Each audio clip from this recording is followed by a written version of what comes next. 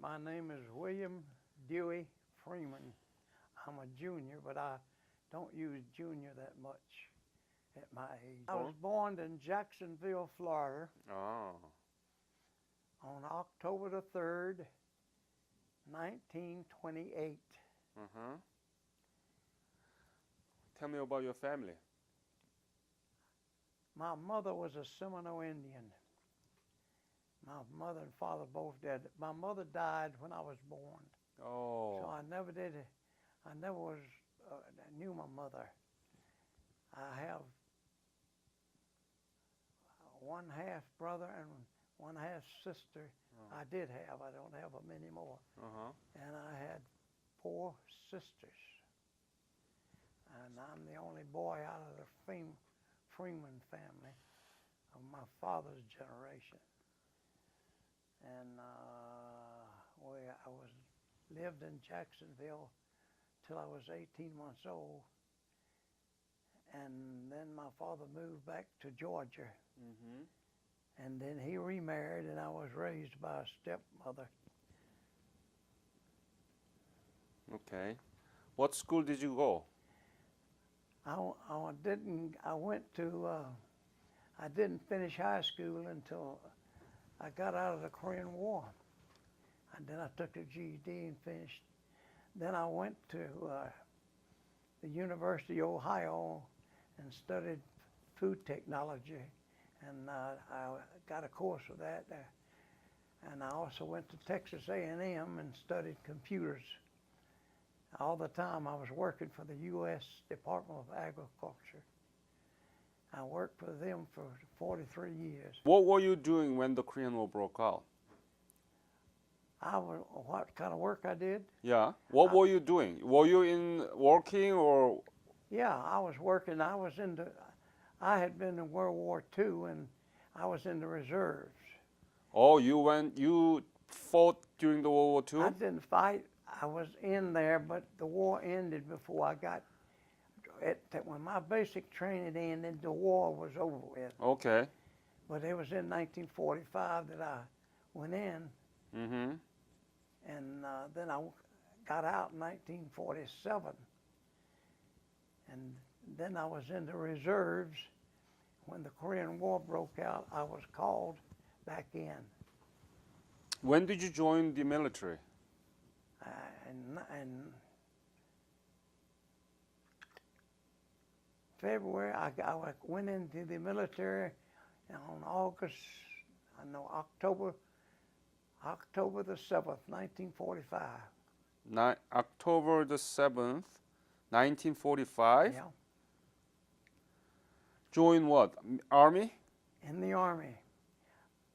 Why did you want to join the Army at that early age?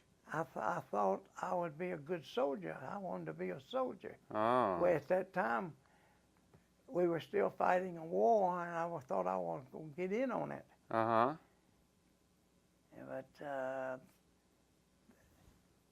then the Korean War come along, and I didn't really want to go because I was already married then. And just bought a new house. And I had 2 small children. Yeah. And so you didn't want to go to Korea? You didn't want to go to Korea? Not particularly at that time, because at that time I didn't even know where Korea was. Never heard of it until I got over there. So how did your wife react to the decision that you had to go? Well, like any other wife was, she was saddened, but there was nothing she could do about it. You know, I was in the reserves, and when they called the reserves, I would have to go whether I wanted to or not. I was already trained during World War II. Right. I'd already had my training. I was in the armored division. I was a tank driver. And when I got to Korea, they said, we don't need no tank drivers. You're in the infantry. Oh, okay. So that's how I wound up in the infantry. And I was with the 2nd Division, 38th Regiment, A Company, 1st Platoon. When did you arrive in Korea? Where? I landed in Korea on February the 1st, Uh-huh. 1951, Uh-huh. Where? in Busan. How was Busan at the time? When you arrived at Busan, how was Busan? How was what? Busan. Well, I didn't stay there very long. They moved us up to the front. And then I was captured Uh-huh. 12 days later. From Busan, where did you go? I went up to, well, we were still in South Korea fighting. I don't remember the first place we went, but the second place we moved up 7 days, we was up on a mountain. I don't know where it was. But we moved up to a place called Hongsong. Okay. That's east of Seoul, I believe. Yeah, Hongsong. I know Hongsong. And that's where I was taken prisoner. And I was taken prisoner in what they call the Hongsong Massacre. Hongsong Massacre. Tell me about it. In that massacre, the Chinese and North Korea slaughtered us. There were over 2,000 American troops that were killed. 2000? 2,000 during the February the 12th and February the 13th. And they stripped all the clothes off of them. February 12th of 51? And 51. The reason I know that, the Chinese released the wounded they had 14 days later. There were 31 of us. We went right back through the battlefield, and I saw some of my officers laying over there. Naked? They had nothing on but their shorts. And one of them I never met, but I knew him when I saw his body. He's Lieutenant Orange. He lived in Georgia. He fought World War II. The reason I knew him, when I had came into the outfit, the other boys in my squad said, we got another Georgia man here in the company. His name is Lieutenant Owens, and he wants to meet you. Uh-huh. But he got a care package, and he was showing off these polka dot shorts that he got. And so when I looked over there and saw his dead body and nothing on with him polka dot shorts, I knew exactly who he is. And my wife, after she saw that his body was coming back, she got in contact with Mrs. Owens, his mother, and they corresponded with each other. And that's so I got captured. And what I'm saying, that I didn't know what happened to the rest of my company till I saw them later laying over there dead. And Where? they call that the Hongsong Massacre. Okay. And it was one of the bloodiest battles and one of the bloodiest fights that went on over there, but the American people never knew about it. Now they're beginning to ask questions. I've got all this in my archives at home. I got every name of POW that came back to this, that was in a prison camp, and I got all the names that came back. You have your own archive? I call it my archives. I've got my memoirs on the internet. Oh. My entire story is on the internet. What is the name of it? Well, you go to what they call the Korean War Educators. Oh, okay. And you punch in my name, William D. Freeman. And a little picture of me had come up. I had a picture of me taken in the prison camp. But they didn't show the entire picture. They just showed the head. But I got the entire picture with 4 of us sitting on a bench where one of the American reporters that had got captured, the Chinese used him for going around the camps to take pictures for propaganda purposes. So you were captured on February 12th, 51 in Yep. Hongsong. I was a POW for 930 days. That's 2.5 years, I think, in 6 days. I was released on August the 19th, 1953 at Panmunjom. I didn't get to a Persian camp till, I see, it was February, March, April, May 17th. Mm-hmm. Where did you go? We went, and then after we left, it got recaptured by the North Koreans. They just moved everywhere. They was 28 of them that they had recaptured out of the 31. We stayed with them for 22 days. Only 2 of us out of that group survived. North Koreans shot 3 of the first night they had us. And every one of us was wounded. But some of these guys was worse off than I was. I was shot in my leg. I was able to take care of my own wounds. Some of these boys, they was in bad shape. They couldn't hardly walk. So they wouldn't keep up. They just up and shot them. Wow. The North Koreans, I mean, they were very brutal, very brutal.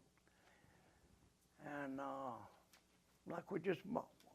they finally turned us over to the Chinese in a place called Suwon, North Korea. And there was a camp there that the GIs called it Bean Camp. But we found out later through my research after I came back, that was actually a Korean War Army post, a North Korean Army post. It was in Suwon, North Korea, just over the 38th parallel. Mm-hmm. That place got blowed up by our Air Force while we were POWs there. Oh. I was buried alive under the buildings for I don't know how many hours, but I came out without a scratch on me. So you moved to Suwon camp, mining camp, by May 17th. Yeah, I don't remember the date we got there when the North Koreans turned us over to them. Mm-hmm. But we were with the North Koreans 22 days. Mm. And then they turned us over to the Chinese there in Suwon, which Suwon was a main MSR, I think they said, that came through there. Mm-hmm. And they bombed it quite often. How did North Korea treat the POW? How did they treat us? Yeah. Rough. Very Tell me rough. detail. Pardon? Tell me detail. The details?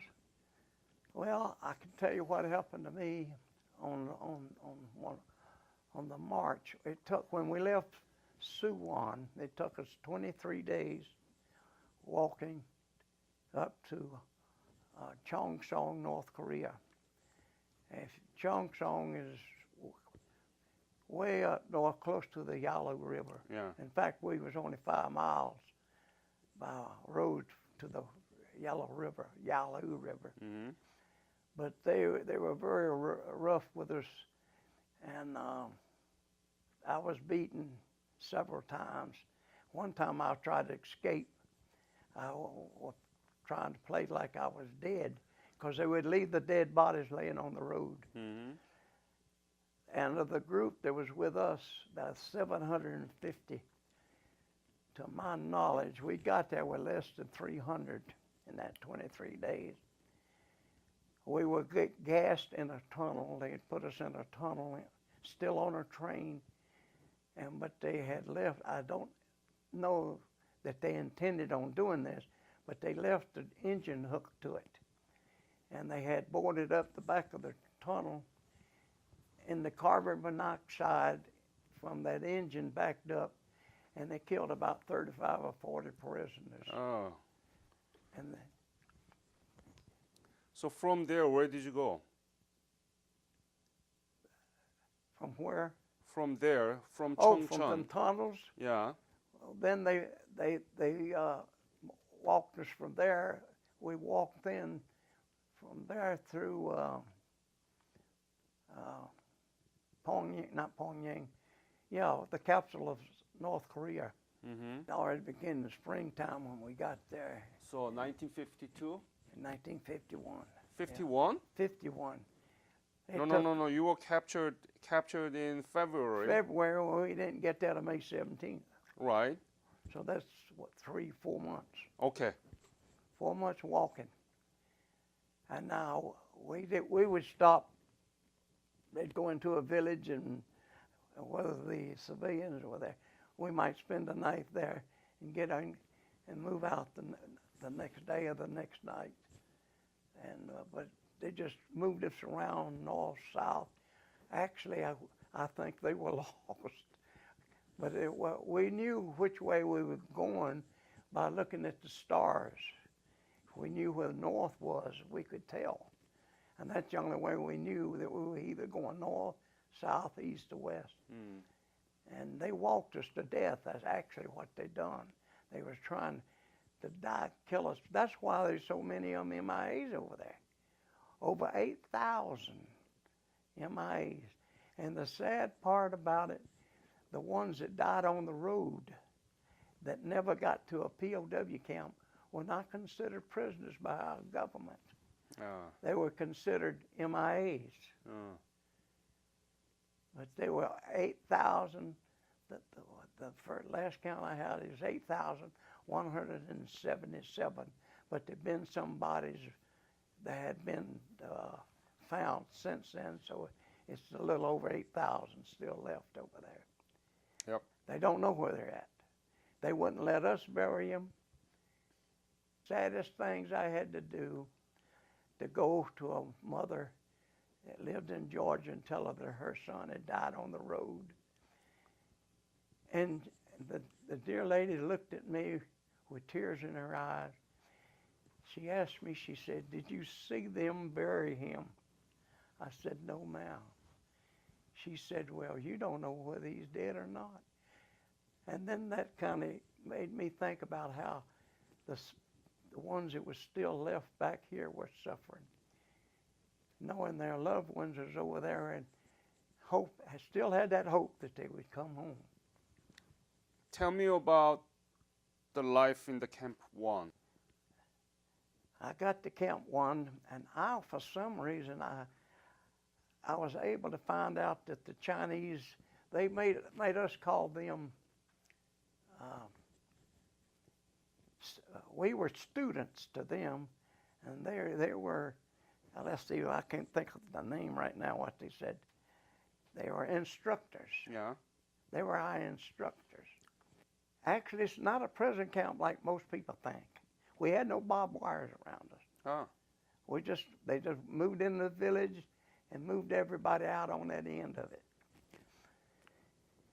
And I learned the regular Chinese that we were around was superstitious.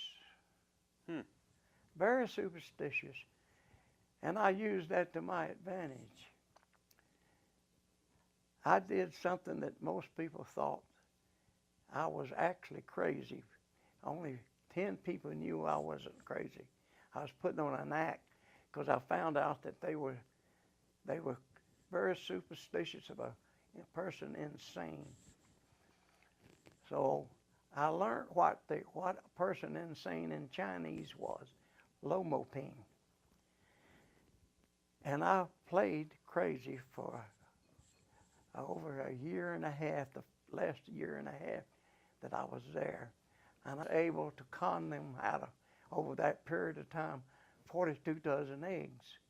And I shared it with the 10 people that was in my little hut, and all 10 of us survived, while others were dying around us. And I was able to, because they were superstitious. About? They were superstitious, anybody insane. They quit mistreating me after that. Uh-huh. They didn't even allow me to do any detail. And we used to have to go out in the summertime and gather wood, in the mountains. And after I went crazy, they didn't let me do any of that. They was afraid I was get lost up there. And I guess they left me alone. I didn't have to, they tried to do a lot of indoctrination. I would go to when they had them, and I'd break it up sometimes, putting on a crazy act. What kind? Tell me about it. Okay. one time I'm walking around like I was catching flies, Oh. snapping up at the air, catching flies, and a buddy of mine, this fellow that was with me, named T.J. Martin, they had him in another part of the camp, and he slipped over there one evening trying to find me, and somebody told him, just stand here a while, you see him come by, but you don't want to say nothing to him because he's crazy. And I'm up and snapping at the air, and TJ said, Willie, what's the matter with you? I said, don't bother me now, I'm crazy. He said, well, he told me, Willie, he said, well, I guess you are. I better get back to my company. But TJ will be here. He always comes. He'll be at this reunion. But anyway, I used to walk around like I had a dog. And it wasn't no dog there. I'd act like I got a dog. And there's one time I actually took the gun away from a guard. Huh. I was running around this compound where the Chinese stayed, this house. And they had, of course, the guards never had any physical contact with the prisoners. Just, the ones that carried the guns. These ones that did had their own compound where we were. And they were sitting on their little porch. Of course, they all had pistols on them when they were sitting there. And I'm running around there just like I'm jogging. And this new guard evidently didn't know who I was. And he started chasing me around that building, trying to get me to stop. And I turned around real quick, and they came right up on me like that. And they hollered, Lomo Ping. Mm-hmm. At that time, I had a hold of his gun like this. He let go of it and took off running, because I guess he was superstitious. But I realized what I'd done real quick and threw the gun down and kept running, and they kept hollering to me, Freeman no good, with that thumb down like that. Freeman no good. You're smart. Huh? There was another occasion where they brought some chickens in there. And they were going, this one Chinese cook, I can't think of his name, but he couldn't speak any English, didn't know how to count. So I went down in this little, at that time they had a bomb shelter. That was for them, but they weren't using it because they quit bombing the plant, the prison camp. And they had brought some chickens in there, and they wanted somebody to go in there and get some chickens out. So I come in, I let a haul of them out. The Chinese really didn't treat you too harsh.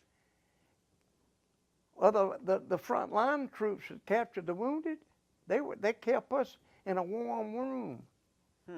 See, there was winter time over there in February. You well know that. Yeah. It was cold.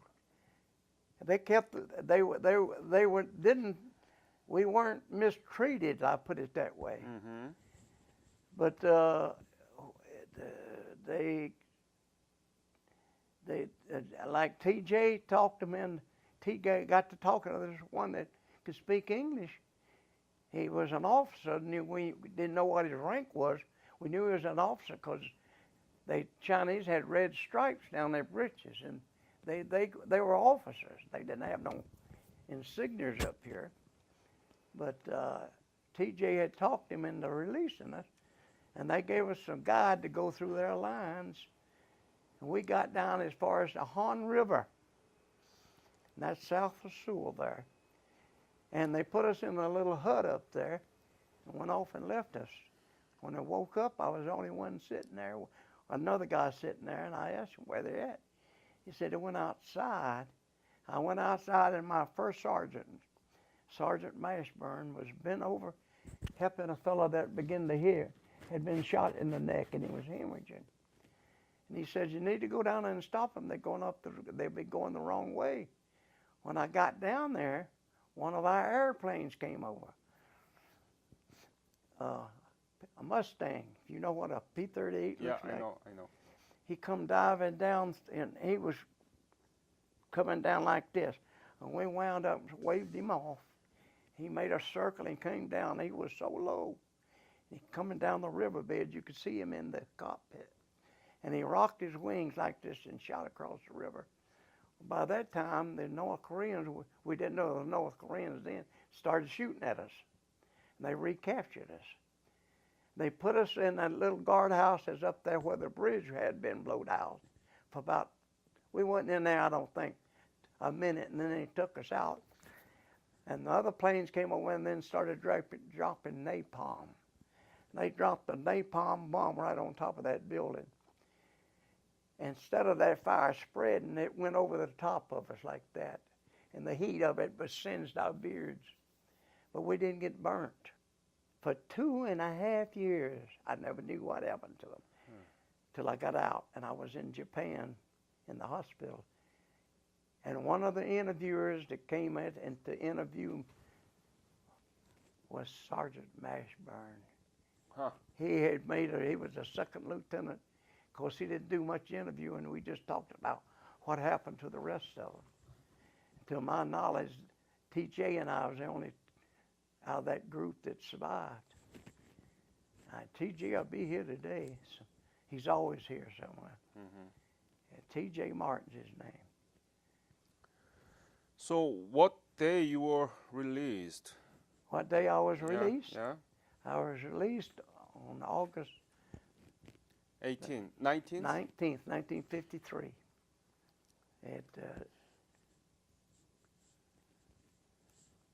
Have you been back to Korea? No, don't want to go back. You don't want to go back? Why not? I couldn't go now because of my health. I just didn't want to go. At the time, Too much. well, a lot of people say, you need to go back, you won't believe how it's grown. I've got books that shows me how much they improved. You know, I know they've improved. I've had such good relations with the South Koreans that are over here that live in the Macon community. Yeah. They have honored me. You won't believe. You know, a couple of years ago, I met one of them through one of my city councilmen. They own the grocery store. That lady wouldn't let me go out of that store without giving her some. And I was very nice not to take no more than a bottle of pop or water, you know. But anyway, they didn't tell me. They kept saying, yeah, are you going to be around on June, I forget, the 12th? It was a couple of years. I said, yeah. I didn't know it till I got to this restaurant. Here they had all these cameras, TVs, and they were honoring me with a beautiful plaque. And I almost wanted to cry, you know. And they've been very nice with all of them in my community that I'm making.